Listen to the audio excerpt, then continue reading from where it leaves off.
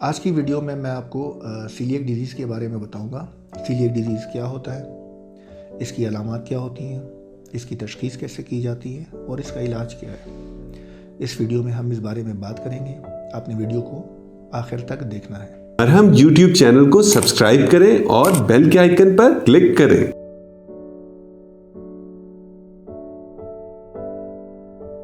السلام علیکم، میرا نام ڈاکٹر مسعود ترین ہے۔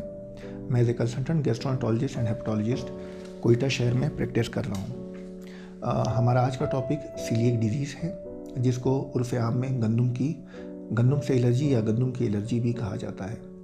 سیلیاک ڈیزیز میں بیسکلی ہماری چھوٹی آنت کی جو ایبزارپشن ہے یا چیزوں کو جو جذب کرنے کی صلاحیت ہوتی ہے وہ متاثر ہوتی ہے۔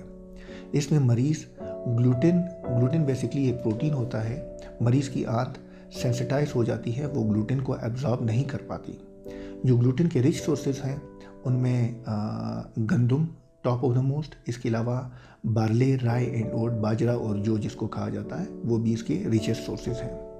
عموماً مریض اس میں چھوٹے ایج سے لے کے بڑے ایج تک کوئی بھی پیشنٹ متاثر ہو سکتا ہے، اور یہ بیسکلی فیملی میں رن کرتی ہے۔ اگر ایک بچے کو ہے تو اس کے بھائی میں 50% چانسز ہو سکتے ہیں کہ وہ بھی اسی بیماری سے متاثر ہو۔ عموماً مریض لوز موشن کے ساتھ کمپلین کرتا ہے، لوز موشن وہ جی پیز کو دکھا چکا ہوتا ہے کئی دفعہ، لیکن وہ ٹریٹ نہیں ہو پاتا۔ تو لوز موشن جو ہے اس کی مین کمپلین ہے۔ اس کے علاوہ اس کی کچھ ایکسٹرا انٹسٹائنل مینیفیسٹیشن ہے، یعنی آنتوں کے علاوہ اور بھی اس کی مینیفیسٹیشنز ہوتی ہیں، جیسے کہ ان ایکسپلینڈ انیمیا، کوئی بھی بچہ ہو جس میں خون کی کمی ہو، ایکسپلین نہیں ہو پا رہی ہو۔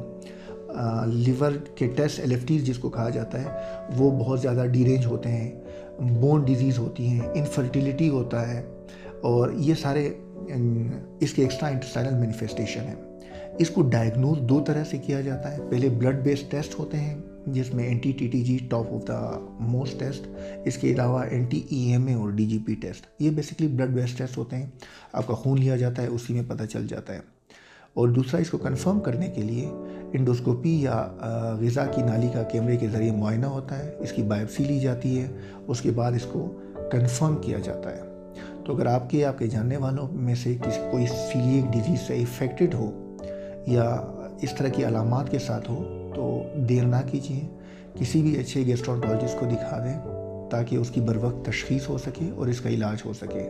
اور اگر کوئی مریض جو سیلیاک ڈیزیز سے افیکٹڈ ہو، یہ میری ویڈیو دیکھ رہا ہو، اس کے لیے چاہیے کہ وہ اپنے کھانے میں فائبر زیادہ کریں تاکہ کانسٹیپیشن نہ ہو، اس کو ملٹی وائٹامنس کی انٹیک زیادہ کرنی چاہیے، اور اس کو اسٹرکٹ ڈائٹری ریسٹرکشن کرنی چاہیے، کیونکہ سیلیاک ڈیزیز کی کمپلیکیشنز ہوتی ہیں کچھ، جن میں top of the most Airtel, جس میں کینسر ہوتا ہے، وہ ٹاپ آف دا موسٹ اس کی کمپلیکیشن ہے۔